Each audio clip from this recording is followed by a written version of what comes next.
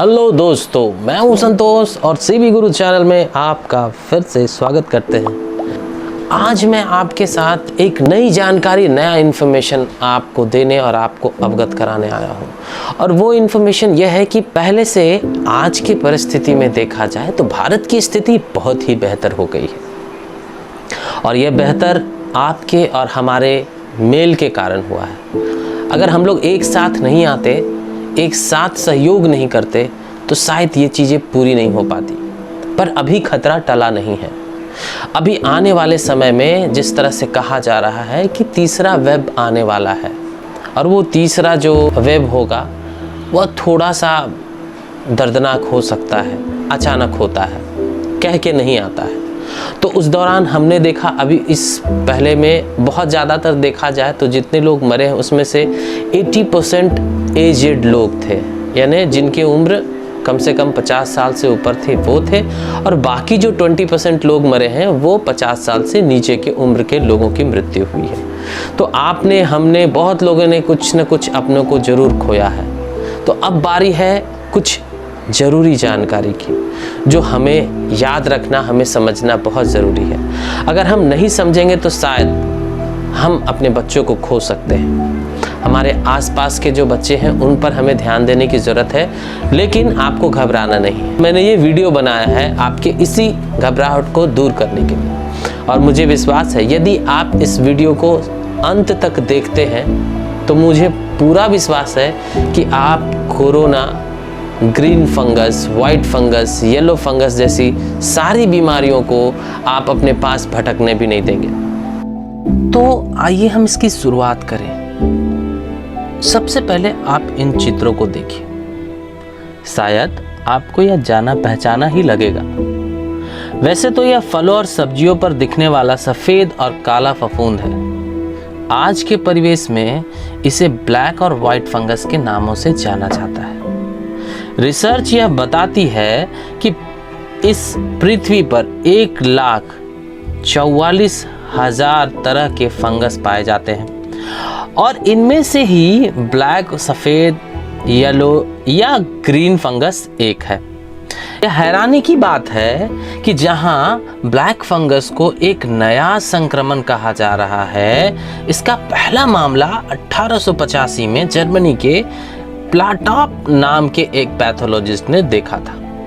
इसके बाद म्यूकोरमाइकोसिस नाम अमेरिकी पैथोलॉजिस्ट आरडी बेकर ने दिया था। 1943 में इससे संबंधित एक शोध छपा था। 1955 में इस बीमारी से बचने वाला पहला शख्स हैरिस नाम का व्यक्ति बताया जाता है। तब से अब तक इसके निदान आदि में ज़्यादा बदलाव नहीं आया है और वैसे ही चलता आ रहा है। ब्लैक फंगस की अगर हम बात करें तो ये मौजूदा वातावरण में ही रहता है, खासकर मिट्टी में ये बहुत ज़्यादा रहता है और यह स्वस्थ और इम्यूनिटी वाले लोगों पर अटैक नहीं करता है, और जिनकी इम्यूनिटी कमज़ोर होती है उनको यह बहुत तेज़ी से अटैक करता है। वही वाइट फंगस को अगर हम ले लें तो यह पौधों में, सड़े गले फलों में पनपता है, जो कि हवा में भी मौजूद रहता है और हवा या खून के माध्यम से शरीर में प्रवेश कर जाता है। और ये सभी फंगस इसी पृथ्वी के हैं, पृथ्वी से बाहर के नहीं हैं। अब हम बात करते हैं कि ये किसको होने की संभावना है, किसको हो सकता है। तो उसमें पहला हम बात करते हैं अगर ब्लैक फंगस की, तो ये होता उसी को है जिसको अस्पताल में ऑक्सीजन या स्टेरॉइड का अधिक प्रयोग किया गया हो और उसकी रोग प्रतिरोधक क्षमता कम हो। वहीं उजला फंगस भी उसी प्रकार से है, उसमें भी इम्यूनिटी अगर कम होगा और स्टेरॉइड चढ़ा होगा तो ये हो सकता है। एक नया है सफ़ेद वाले में, सफ़ेद फंगस में, कि यदि शुगर का लेवल जो है वो बहुत हाई हो तो और तेज़ी से अटैक करता होने की संभावना बढ़ जाती है। लक्षणों की अगर हम बात करें तो ब्लैक फंगस के जो लक्षण होते हैं वो आपको बुखार, सांस लेने में तकलीफ, कफ आना, खखार में खून आना, सीने में दर्द होना, ये सब ब्लैक फंगस है। और नाक से एक ब्राउन ये होता है, म्यूकस निकलता है। अगर लक्षणों की बात करें हम वाइट फंगस की, तो इसमें भी तेज सिर दर्द, नाक बंद होना, उल्टी होना, आंखें लाल होना, ये सारी समस्याएं होती है। ये मेन जो कुछ है लक्षण है। अगर हमको ये लक्षण दिखते हैं, लक्षण अगर दिखता है तो लक्षण दिखते साथ डॉक्टर के पास मिलना चाहिए, संपर्क करना चाहिए। यदि आपको शुगर की बीमारी है तो आप शुगर को नियंत्रित कर ले जल्द से जल्द। एक और दूसरा आपको ध्यान में रखना है कि आपको निर्जलीकरण होने से बचना है, यानी पानी की कमी होने से बचना है। तो जितना हो सकता है पानी पिए, ठंडा पानी नहीं पीना है और ज़्यादा गर्म पानी भी नहीं पीना है, ये भी आप ध्यान में रखिए। लेकिन शरीर में पानी की कमी नहीं होनी चाहिए। दूसरे हम बात करते हैं अगर वाइट फंगस की, तो वाइट फंगस में आप ये ध्यान रखिए कि जहाँ ऑक्सीजन चढ़ाया जाता है या स्पोर्ट है वहाँ हमेशा विषाणु मुक्त होना चाहिए, यानी साफ सफाई होना चाहिए, सैनिटाइज होना चाहिए, क्लीन होना चाहिए। अब हम बात करते हैं कि ऐसे आम व्यक्ति आने वाले समय में जो तीसरा लहर है उससे बचने के लिए आप अपने बच्चे के लिए, अपने आप के लिए, अपने परिवार के लिए क्या कर सकते हैं।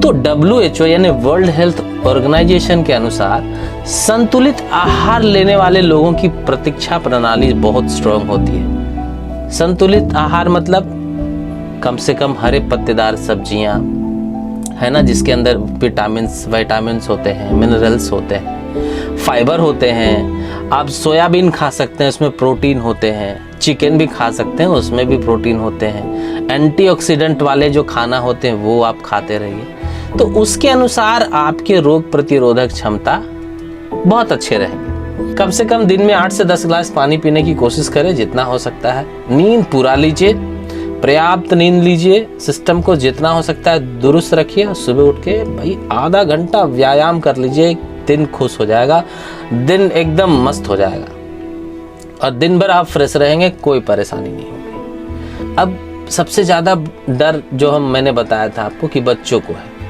तो वो क्या कर रहा है, अपने रूप को बदल दे रहा है। तो अभी तक रूप बदल के हमारे बीच जो भी रह रहे थे उन पर वो अच्छी तरह से अटैक किया और उसको डैमेज भी किया।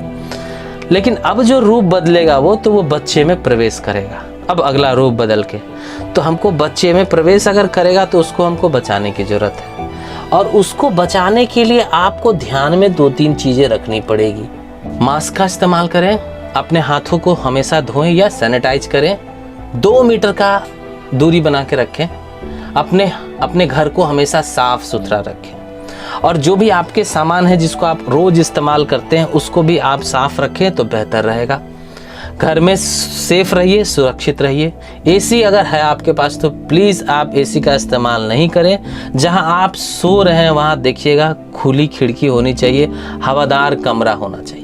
ये आपको ध्यान में रखना है।